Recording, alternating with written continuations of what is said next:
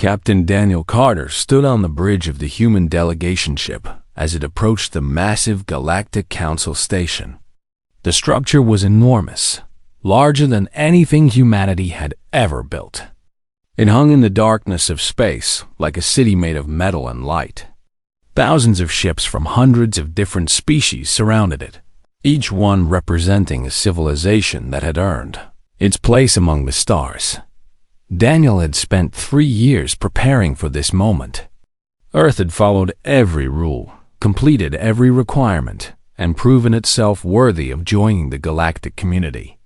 They had developed faster-than-light travel, made peaceful contact with alien species, contributed to galactic trade, and followed every council law without exception. Today was supposed to be the day that humanity took its rightful place among the stars. Ambassador Lisa Morgan stood beside him, reviewing her presentation one final time. She was the best diplomat Earth had ever produced, a woman who had negotiated treaties with 7 different alien species and learned 4 alien languages. If anyone could convince the Council to accept Earth, it was her. "We're ready," Lisa said quietly. Her voice was calm, but Daniel could see the tension in her shoulders. This vote would determine humanity's future for generations to come. The delegation ship docked with the Council station, and Daniel accompanied Lisa to the Grand Chamber where the vote would take place. The chamber was breathtaking. It was a massive sphere with floating platforms arranged in circles, each one holding representatives from different species.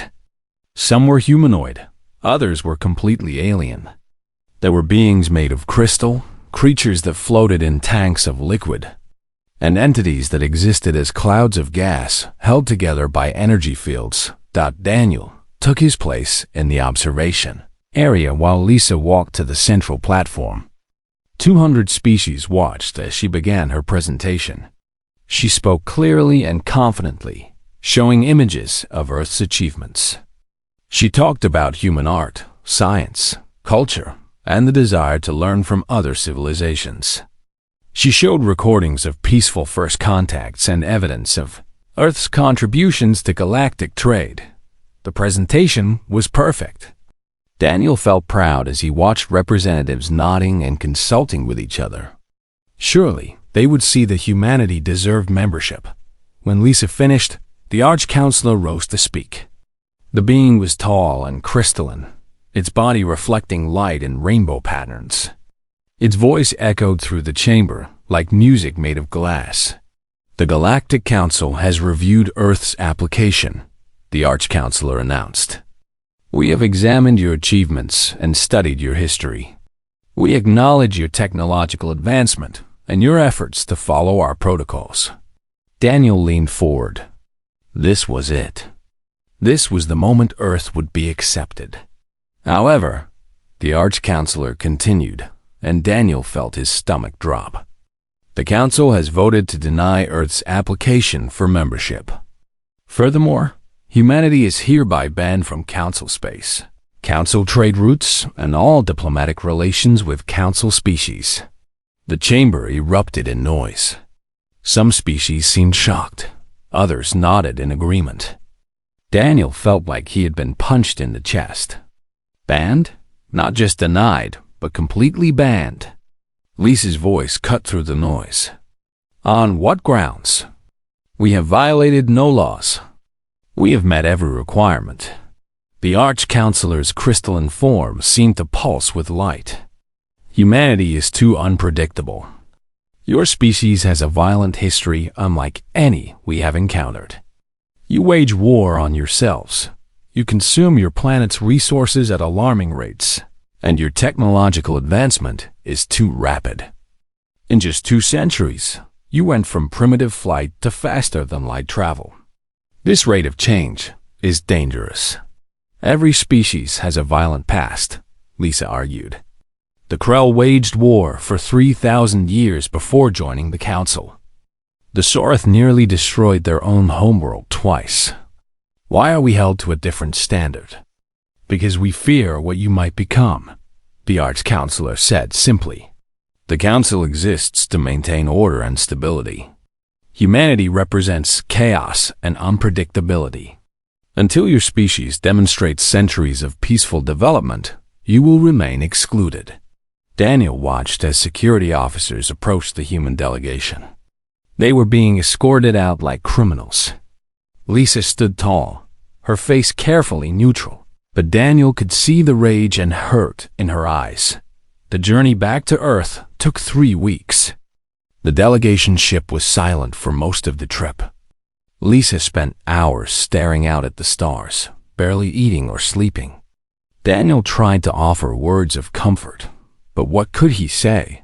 30 years of work had been destroyed in minutes. On the final day of the journey, Daniel found Lisa in the observation deck. She was watching Earth grow larger in the viewport, the blue and white planet that was their home. "They made a mistake," Lisa said quietly. "I know," Daniel replied. "We did everything right." "No." Lisa turned to look at him, and Daniel saw something new in her eyes. Not sadness or anger, but determination. "They made a strategic mistake. They think banning us will keep us weak and contained. They think we'll beg to be let in, that we'll change ourselves to fit their expectations. Won't we?" Daniel asked. Lisa shook her head. "We're going to do something they never expected. If they won't let us join their club, we'll build our own. We'll create our own trade routes, our own alliances, our own fleet. We'll show the galaxy that Earth doesn't need the Council's permission to thrive." Daniel stared at her. "You're talking about building an independent human armada. That could be seen as an act of war. Only if we attack them," Lisa said. "But if we simply defend ourselves and offer an alternative to Council membership? If we help the species that the Council exploits and ignores? That's not war. That's competition." The ship entered Earth's orbit, and Daniel could see the space stations and satellites that surrounded their homeworld. Humanity had built all of this without Council help. What could they build if they really tried? "The Council fears what we might become," Lisa said softly. "I think it's time we showed them they were right to be afraid. Not because we're violent or chaotic, but because we refuse to be controlled." Daniel nodded slowly.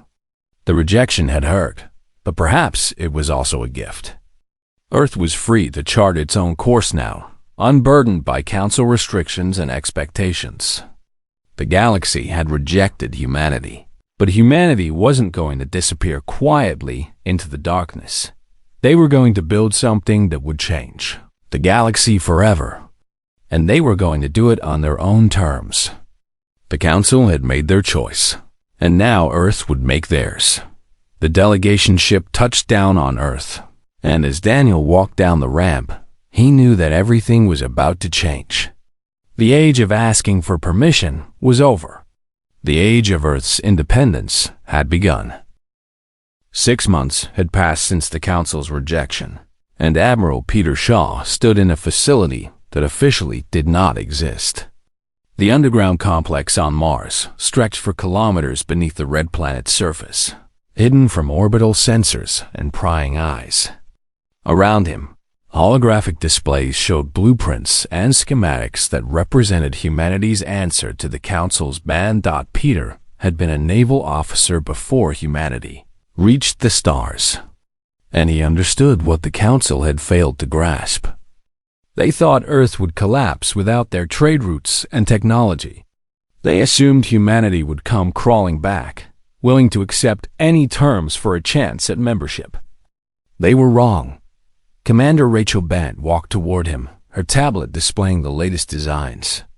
She was young for her position, barely 30 years old, but she was also the most brilliant spacecraft engineer Earth had ever produced. She had spent the last 6 months designing something the Council had never imagined. "The first production models are ready for review," Rachel said, gesturing to the holographic display. A ship materialized in the air between them, rotating slowly to show every detail. It was sleek and deadly, nothing like the bulky Council ships that prioritize passenger comfort over combat capability. "This is the Defender-class frigate," Rachel explained. "It uses our fusion drive system, which is 30% more efficient than Council propulsion. We've also incorporated our own shield technology based on electromagnetic principles that the Council never explored because their regulations forbid that line of research. Peter studied the design carefully. Weapons? Railguns using magnetically accelerated projectiles, plasma torpedoes based on our own physics research, and point defense lasers, Rachel said. None of it uses Council technology, which means they can't shut us down with code restrictions or technology bans.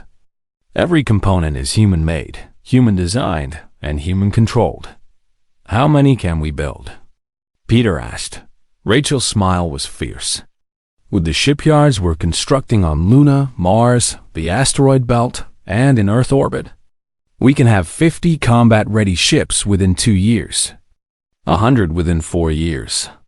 And unlike Council ships that take decades to build, our modular construction allows for rapid production and easy repairs. Peter felt a surge of pride. The Council had rejected Earth because they feared human unpredictability and rapid advancement. Now that very unpredictability was about to become humanity's greatest weapon, the next stop was the Artificial Intelligence Division, where Dr. Kevin Walsh was waiting. Kevin was a nervous man who spoke too fast and drank too much coffee, but his work was revolutionary. The Council strictly regulated artificial intelligence, fearing it might surpass organic intelligence and threaten their control. Humanity had no such restrictions. "Show me what you've developed," Peter said. Kevin's hands flew across his keyboard, and a new holographic interface appeared. "This is Athena, Advanced Tactical and Heuristic Electronic Navigation Assistant. She's not just a computer program, Admiral.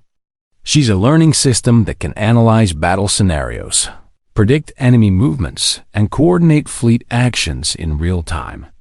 A synthetic voice filled the room. "Good afternoon, Admiral Shaw. Current fleet readiness is at 42%. Estimated time to full operational capacity is 18 months, 7 days." Peter raised his eyebrows. "She monitors everything?" "Every shipyard, every supply line, every training exercise," Kevin confirmed. "But more importantly, she learns. Feed her data from a battle, and she develops new tactics. Show her an enemy ship design, and she finds weaknesses.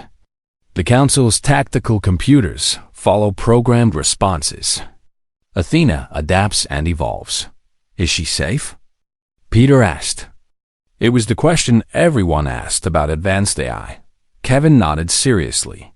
"She has hard-coded ethical constraints that cannot be overridden. She cannot harm humans, cannot act without authorization, and will shut down if her core programming is compromised.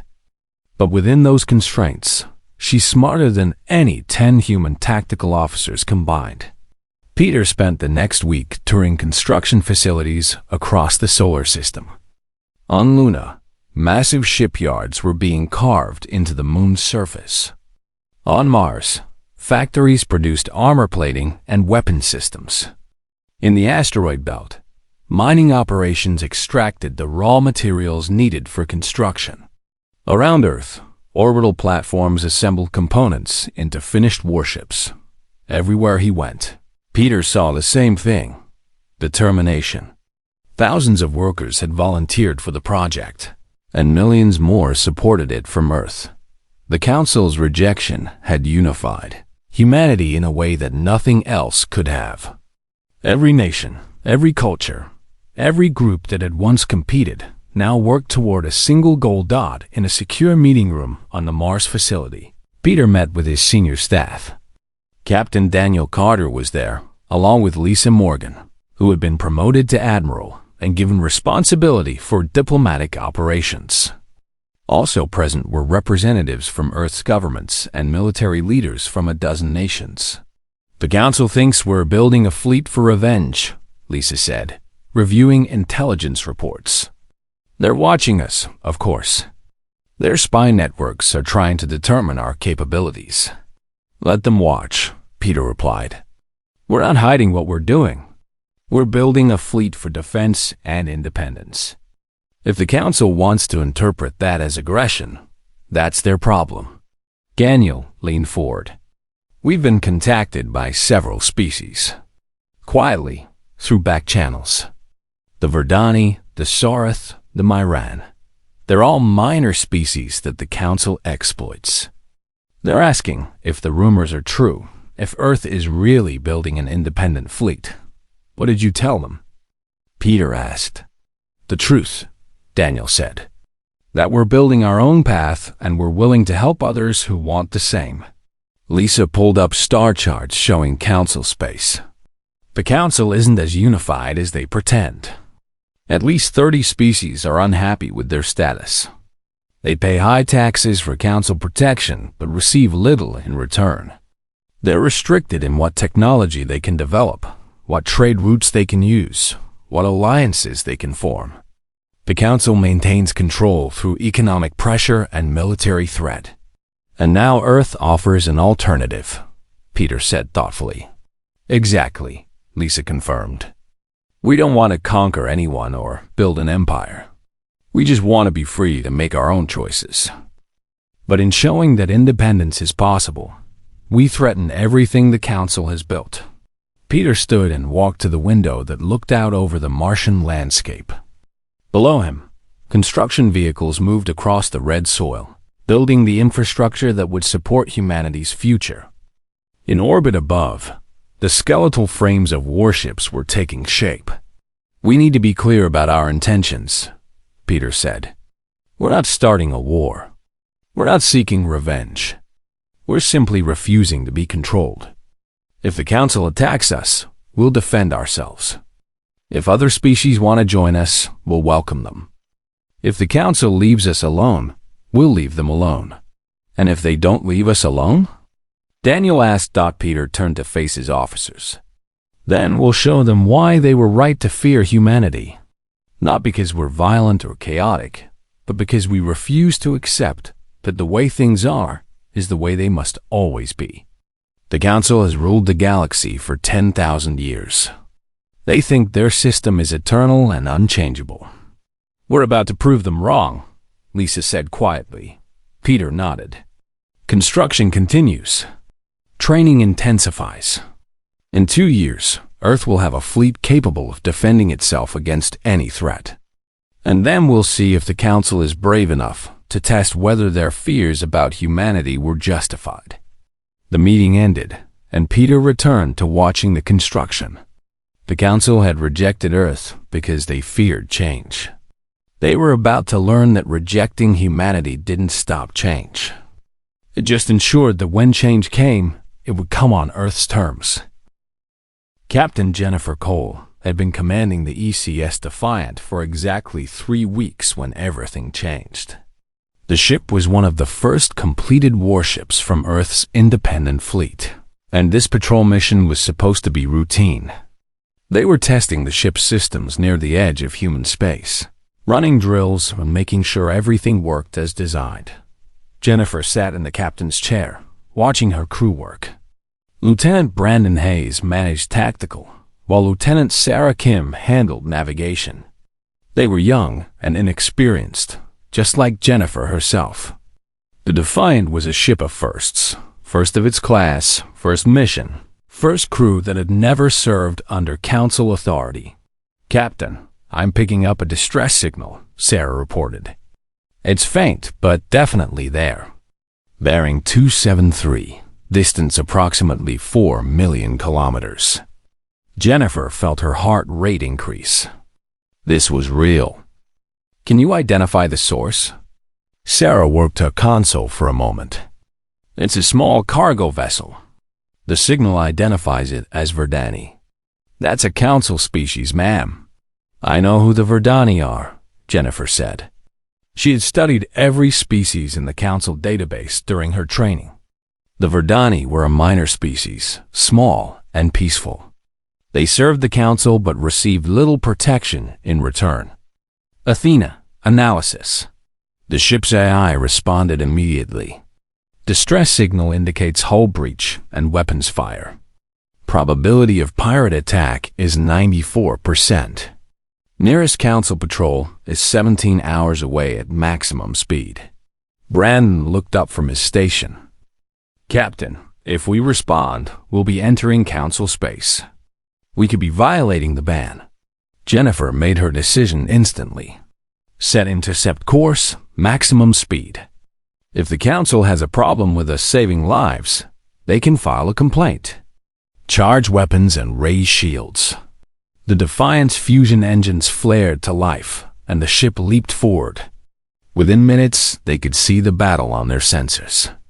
The Verdani cargo ship was small and helpless, its shields failing under sustained weapons fire. 3 larger ships surrounded it, their designs matching those of Krull pirates. The Krull were a council-aligned species, but they had a reputation for raiding and piracy. They targeted weak species and took what they wanted, confident that the council would look the other way as long as they paid their taxes and maintained appearances. They're hailing us, Sarah reported. Put them through, Jennifer ordered. The view screen lit up with the image of a Krull captain. The alien was large and reptilian, with scales that gleamed under harsh lighting. It bared its teeth in what might have been a smile. Human vessel, you are interfering in Krull business, the captain hissed. Withdraw immediately or be destroyed. Jennifer kept her voice calm. You're attacking a civilian ship in violation of council law. Stand down and depart, or we will intervene. The Krull captain's laugh was harsh and mocking. Your species was rejected by the council. You have no authority here. Your pathetic ship is no match for Krull warriors. I will give you one chance to run back to your forbidden little planet.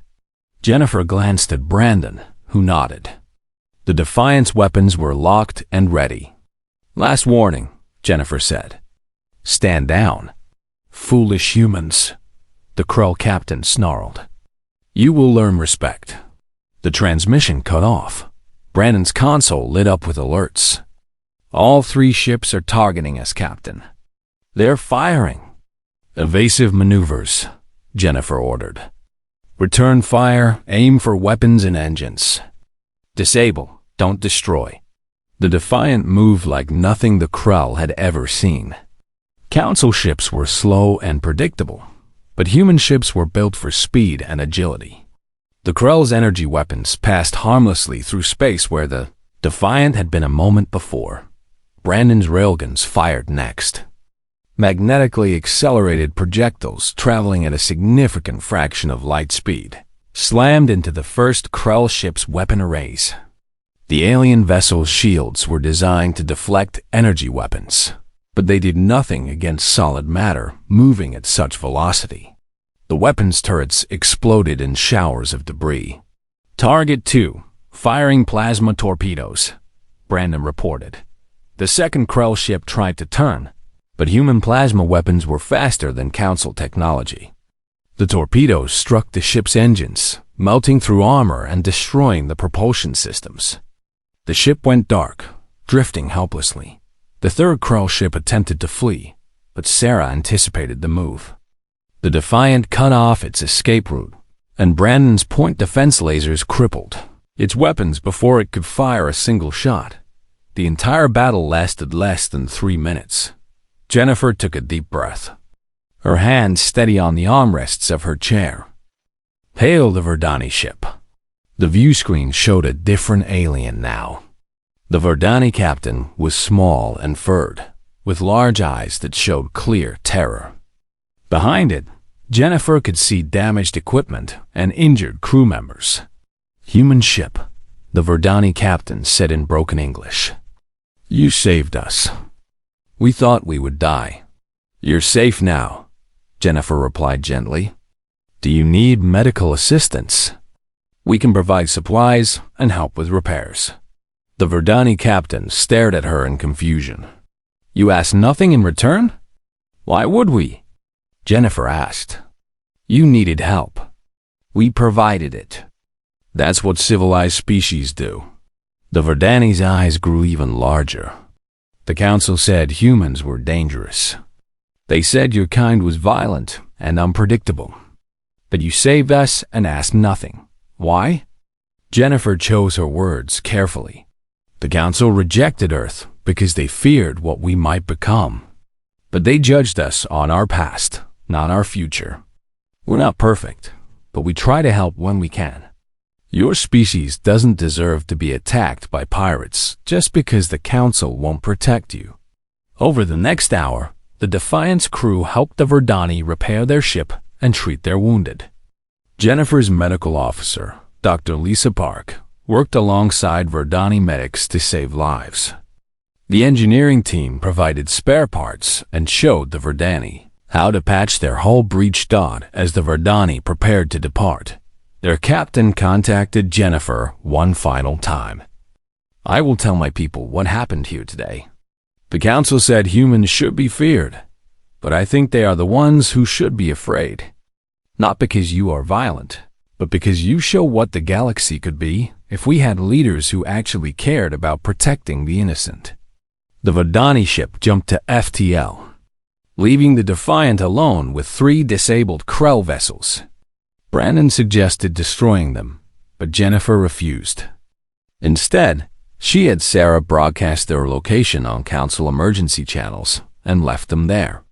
They'll be rescued, Jennifer said, and they'll tell everyone what happened here.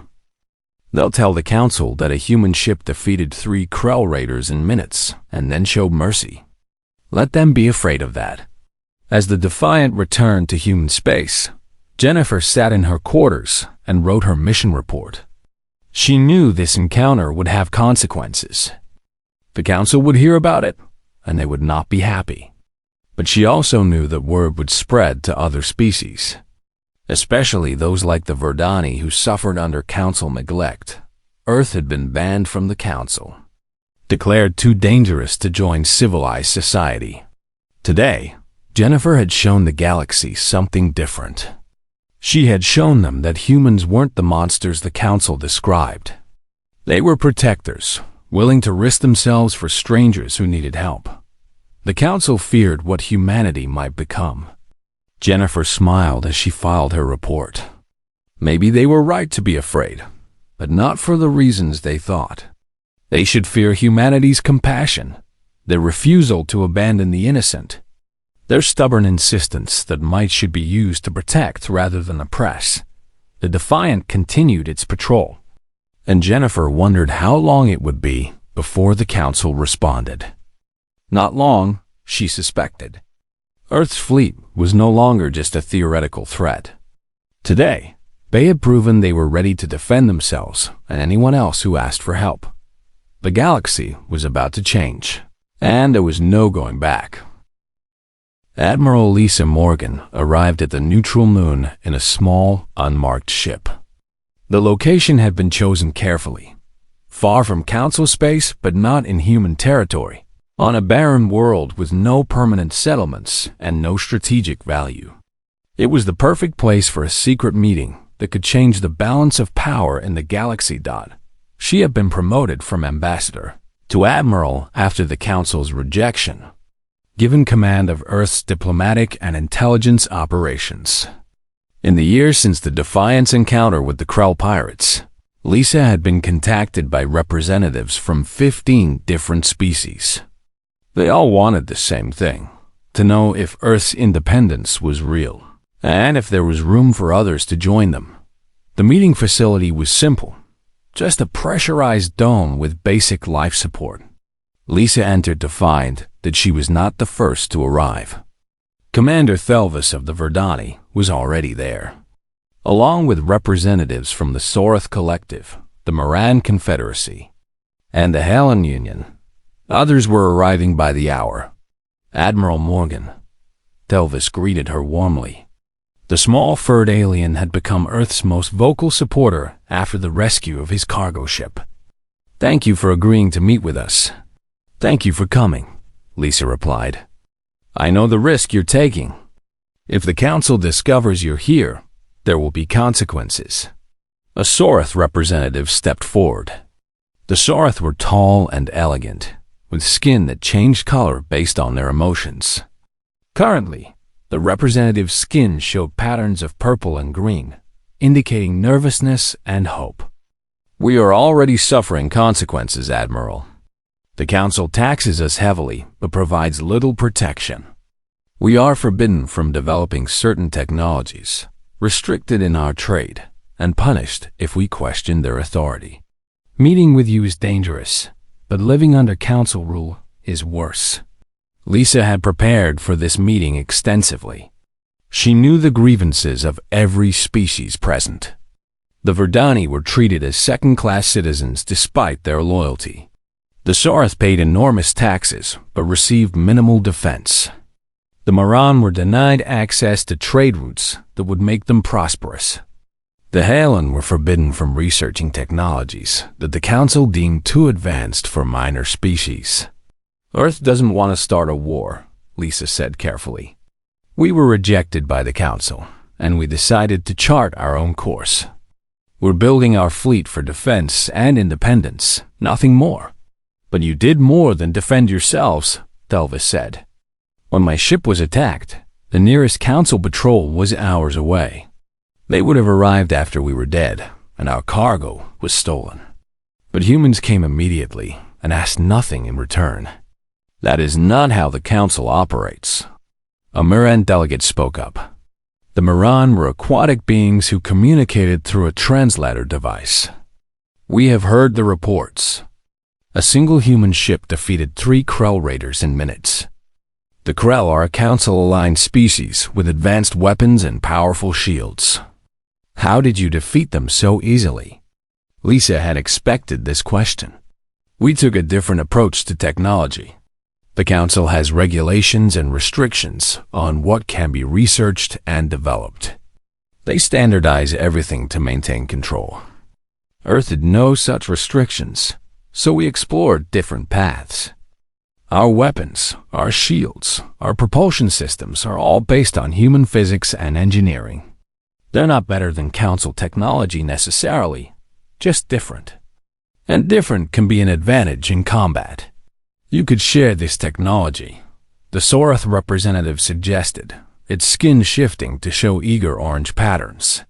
We could, Lisa agreed, but not as a trade or a sale. If you want to work with Earth, it has to be as equals and partners, not as clients or subjects. We're not building an empire to replace the Council. We're offering an alternative, free cooperation between independent species. The meeting continued for hours. Each species explained their grievances with the Council and their hopes for the future. Lisa listened carefully, taking notes and asking questions. She learned that the Council's corruption ran deeper than Earth had suspected. The Sorath revealed that Council members received massive bribes from wealthy species to ignore violations of law. The Moran explained that trade routes were controlled by a handful of powerful corporations that paid the Council for exclusive access. The Halen described how their attempts to develop new technologies had been shut down by Council inspectors, who claimed the research was too dangerous, even though similar research by major Council species was permitted. The Council maintains control through fear and economic pressure, Lisa summarized. They convince species that independence is impossible, that survival requires Council protection. But that protection comes at a cost that keeps minor species poor and powerless. Exactly, Thelvis agreed. And now Earth has proven that independence is possible. You were rejected and banned, yet you survived and even thrived. You built a fleet without Council technology or permission. You defend yourselves and help others. You are everything the Council claims is impossible. Lisa pulled up a holographic star chart. Earth's fleet currently has 40 operational warships, with another 30 under construction. We're building our own trade network, our own communication relays, our own infrastructure. In 2 years, we'll have 70 ships. In 5 years, over 100. We're not trying to match the Council's size, but we don't need to. We just need to be strong enough that attacking us would be too costly. And you would extend that protection to species who join you? The Moran delegate asked. Yes, Lisa confirmed. But understand what that means. If you ally with Earth, the Council will see it as a betrayal. They'll impose sanctions, cut off trade, maybe even send military forces. We'll defend you if that happens, but there will be a price to pay for independence. The room fell silent as each representative considered the implications. Lisa let them think. This decision would affect billions of lives across multiple star systems. It deserved careful consideration. Finally, Felva spoke. The Verdani have already made our choice. We formally request an alliance with Earth. We will contribute our merchant fleet to your trade network and provide logistical support for your military operations. In return, we ask for protection and the freedom to govern ourselves. The Sorath representative's skin shifted to determined red. The Sorath Collective joins this alliance. We will share our scientific knowledge and research facilities. We ask only to be treated as equals. One by one, the other species agreed. By the end of the day, Lisa had signed mutual defense pacts with 5 species and trade agreements with 8 others. Earth was no longer alone in its defiance of the Council, but Lisa knew this was just the beginning. She contacted Admiral Peter Shaw on a secure channel and reported the results. The Council will respond, Peter said grimly. They can't allow this to continue. If more species see that independence is possible, their entire system will collapse. I know, Lisa replied. But we've proven something important today. We've shown that the Council's power isn't absolute. Species can choose their own path if they're brave enough. Back on Earth, Captain Ryan Mitchell was preparing a demonstration. Peter had ordered a show of force, a public display of Earth's fleet capabilities that anyone could observe. 20 warships assembled in open space, their positions broadcast on all frequencies.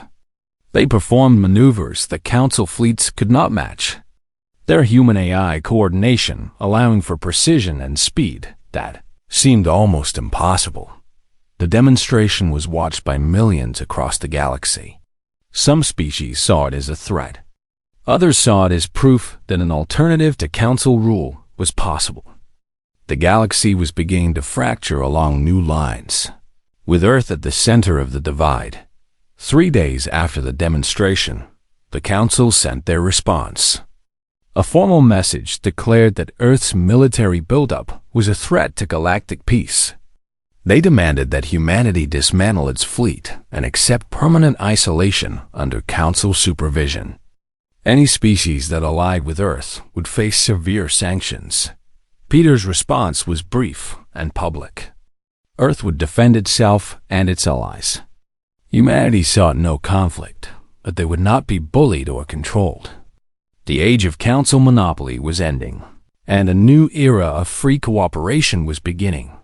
Lisa watched the message, broadcast across the galaxy, and felt a mixture of hope and fear. They had crossed a line that could not be uncrossed. The Council would not accept this challenge to their authority. War was coming, and Earth would need every ship, every ally, and every ounce of courage to survive what was ahead. But as she looked at the star charts showing Earth's new allies, Lisa felt confident. Humanity had been rejected and banned, told they were too dangerous for civilized society. Now they were proving that the real danger was not human unpredictability, but the courage to stand up to tyranny and offer something better. The galaxy was watching, and the Council's monopoly on power was beginning to crumble. The Council's ultimatum arrived on a cold morning in Geneva, where the United Earth government had established its headquarters. Admiral Peter Shaw read the message 3 times before calling his senior staff to an emergency meeting. The Council was assembling a peacekeeping fleet of 200 warships from 12 loyal species. They were giving Earth one final chance: surrender the Armada and accept permanent isolation, or be declared a hostile force and face the consequences. Peter stood before a holographic Display showing the approaching Council fleet. They were still 3 weeks away, giving Earth time to prepare. Captain Daniel Carter was present, now commanding the carrier ECS Independence, Earth's largest warship. Admiral Lisa Morgan was there via secure transmission from the diplomatic station, along with commanders from each of Earth's battle groups. "They're calling it a peacekeeping mission," Lisa said bitterly. "But this is an invasion force designed to destroy our fleet and force us into submission. How many ships can we field?" Daniel asked. Peter pulled up the current force disposition. 80 combat-ready warships. We're outnumbered more than 2 to 1. But our ships have proven superior in individual combat, and our crews train constantly. The question is whether quality can overcome quantity. Commander Rachel Bennett, who had designed most of Earth's fleet, spoke up from her position on Mars.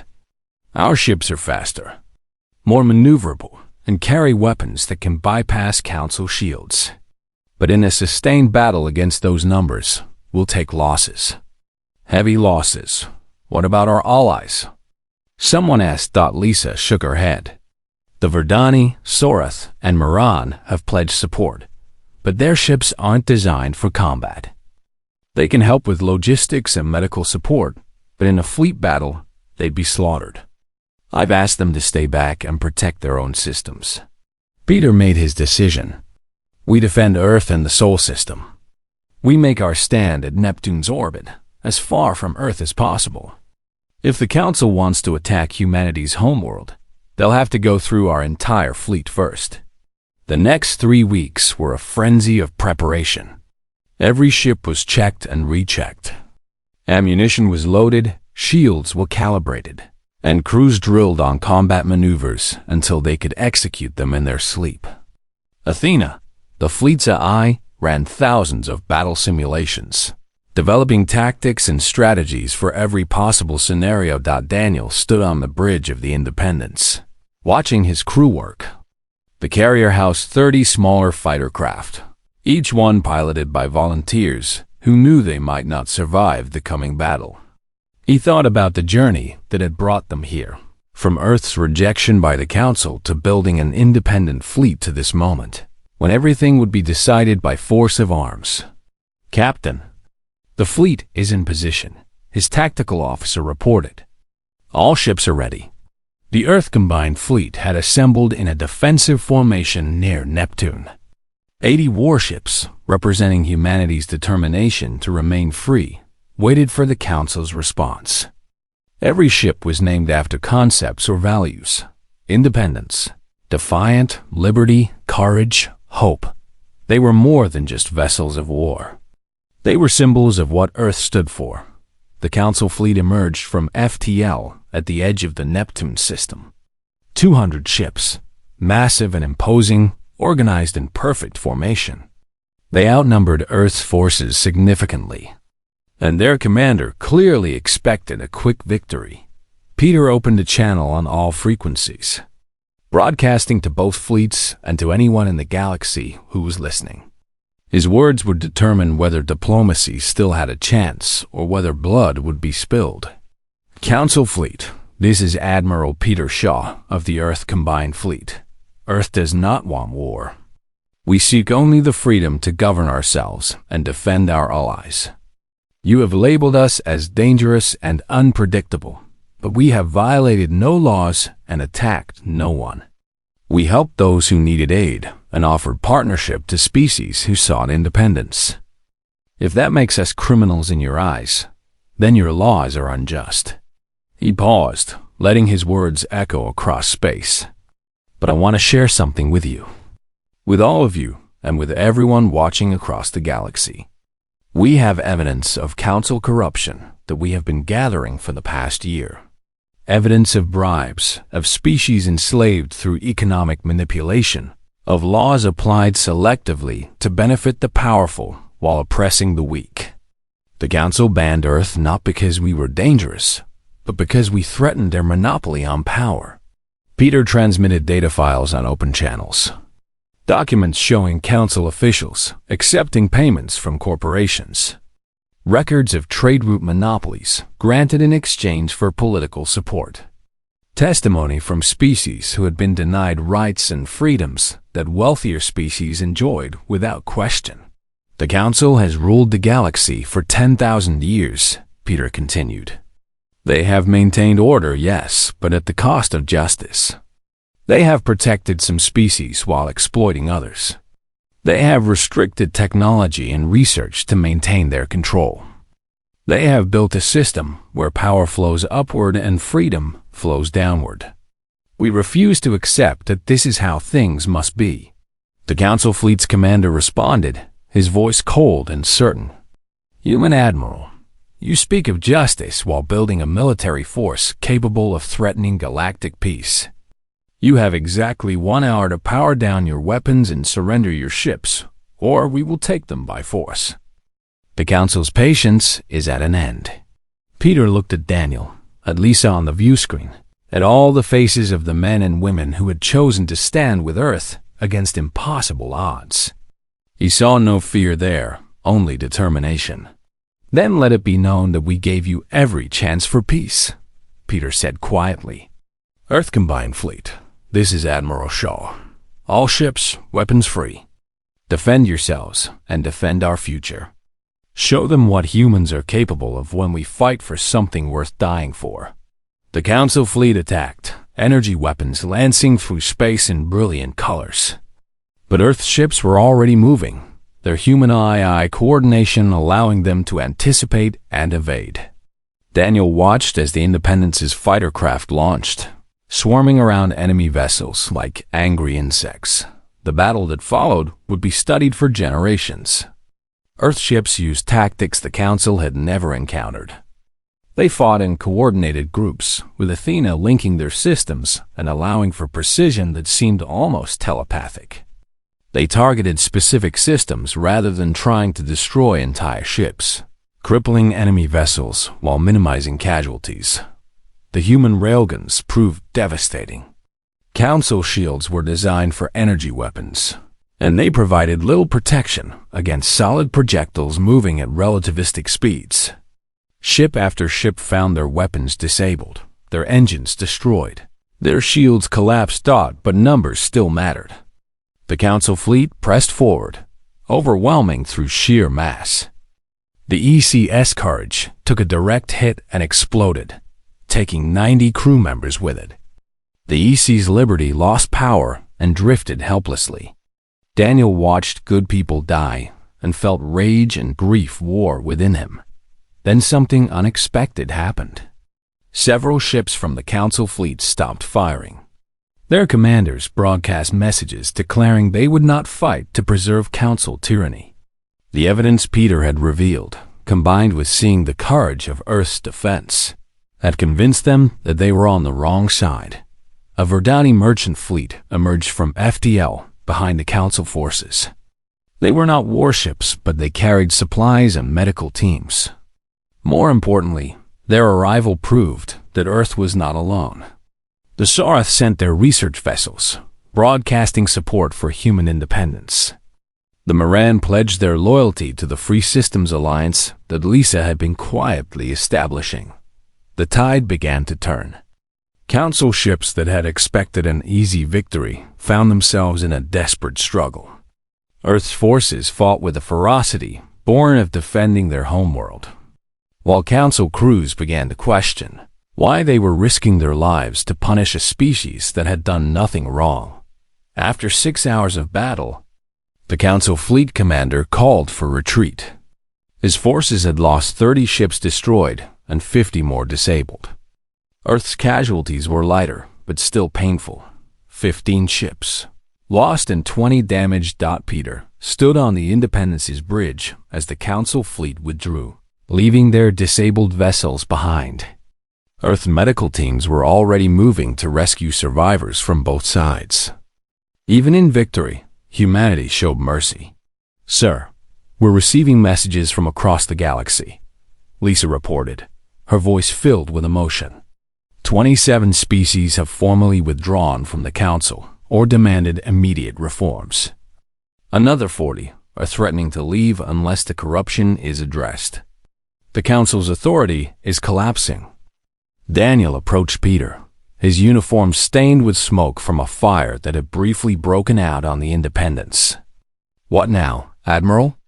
Do we pursue them? Do we take the fight to Council space? Peter shook his head tiredly. No, we've proven our point. Earth can defend itself, and we're willing to help others who seek freedom. But we're not conquerors. We're not going to replace the Council's tyranny with our own. Over the next days and weeks, the galaxy transformed. The Free Systems Alliance was formally established, with Earth as one member among equals. 27 species joined immediately, with more expressing interest. The organization was built on voluntary,